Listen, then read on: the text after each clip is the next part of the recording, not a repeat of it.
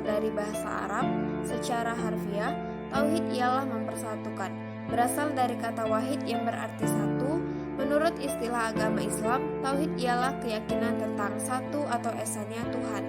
Dan segala pikiran dan teori berikut dalil-dalilnya yang menjurus kepada kesimpulan bahwa Tuhan itu satu disebut ilmu tauhid. Di dalamnya termasuk soal-soal kepercayaan dalam agama Islam. Kepercayaan itu disebut dengan rukun iman yang jumlahnya ada 6. Syekh Muhammad Abduh mendefinisikan ilmu tauhid ialah ilmu yang membahas tentang wujud Allah, sifat-sifat yang wajib baginya, sifat-sifat yang jaiz yang disifatkan kepadanya, dan sifat-sifat yang sama sekali wajib ditiadakan darinya atau mustahil.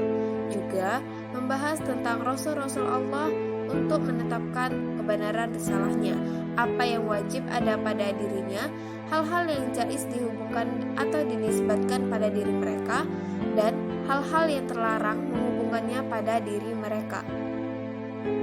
Ilmu tauhid adalah ilmu yang memberikan bekal-bekal pengertian tentang pedoman keyakinan hidup manusia di dalam mengarungi samudera dan gelombang hidup. Secara kodrati, manusia diciptakan Allah di dunia ini berkekuatan berbeda antara manusia yang satu dengan manusia yang lain. Tidak sedikit manusia di dalam mengarungi samudera hidup yang luas itu kehilangan arah dan pedoman, sehingga ia menjadi sesat. Disitulah ilmu tauhid berperan untuk memberi pedoman dan arah agar manusia selalu tetap sadar akan kewajibannya sebagai makhluk terhadap Khalik-Nya. Mempelajari ilmu tauhid sebagai ilmu yang mempelajari pokok-pokok agama yang sangat penting itu hukumnya wajib.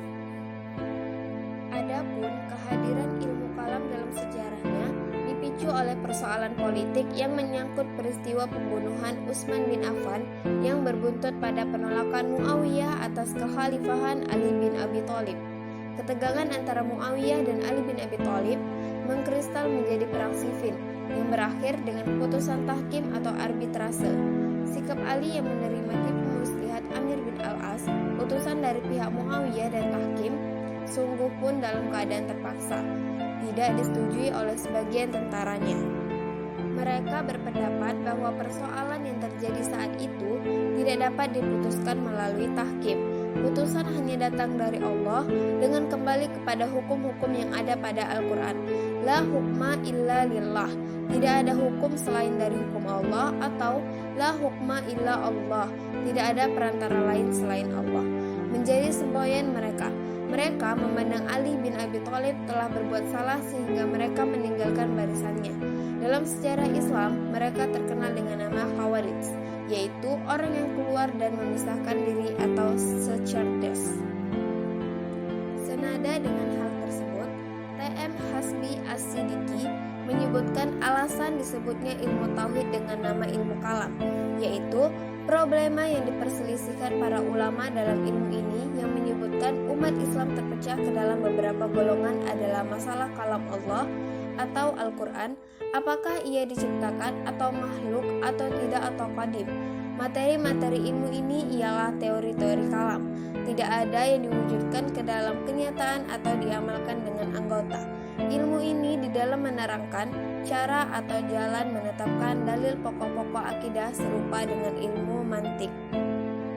Ulama-ulama mutakhirin membicarakan di dalam ilmu ini hal-hal yang tidak dibicarakan oleh ulama salaf, seperti penakwilan ayat-ayat mustasyabihat, pembahasan tentang qada, kalam, dan lain-lain. Kalam berarti pembicaraan.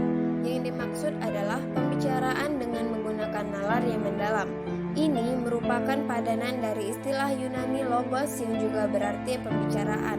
Dari perkataan logos diturunkan istilah logika yang berarti nalar yang teratur. Dalam logika Yunani sangat dikenal rumusan silogisme atau logika formal yang disusun oleh Aristoteles. Ilmu logika formal ini kemudian diterjemahkan ke dalam bahasa Arab dan dikenal sebagai ilmu mantik. Dengan demikian, mudah dipahami bahwa ilmu kalam bersama-sama dengan filsafah banyak menggunakan mantik sebagai cara pendekatannya. Ilmu kalam mencakup beberapa objek pembahasan. Yang pertama adalah kepercayaan terhadap Allah di dalam segala seginya, termasuk wujudnya, keesaannya, dan sifat-sifatnya. Yang kedua, hubungan antara Allah dengan alam semesta, yang mencakup kekuasaan Allah, proses penciptaan alam, pengaturan Allah terhadap alam penciptaan, serta kedudukan malaikat dan jin. Yang ketiga adalah hubungan Allah secara khusus dengan manusia, yang mencakup keadilan dan kebijaksanaan Allah, kasih sayang Allah, keadilan Allah, pengutusan rasul-rasul dan wahyu yang diturunkan kepada mereka, hari kiamat dan pemeriksaan atas semua sikap dan perilaku setiap orang, pembalasan Allah atas perbuatan baik dan buruk yang dilakukan manusia selama hidup di dunia.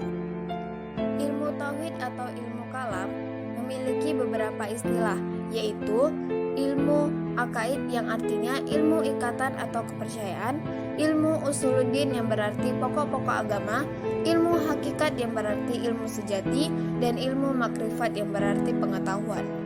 Meskipun nama yang diberikan berbeda-beda, inti pokok pembahasan ilmu tauhid adalah sama, yaitu wujud Allah Subhanahu wa Ta'ala. Aspek terpenting dalam ilmu tauhid ialah keyakinan akan adanya Allah yang maha sempurna dan maha kuasa. Keyakinan ini pada gilirannya akan membawa kepada keyakinan terhadap adanya malaikat, kitab-kitab, nabi, dan rasul, hari akhir, dan melahirkan kesadaran akan tugas dan kewajiban terhadap Khalik atau Sang Pencipta.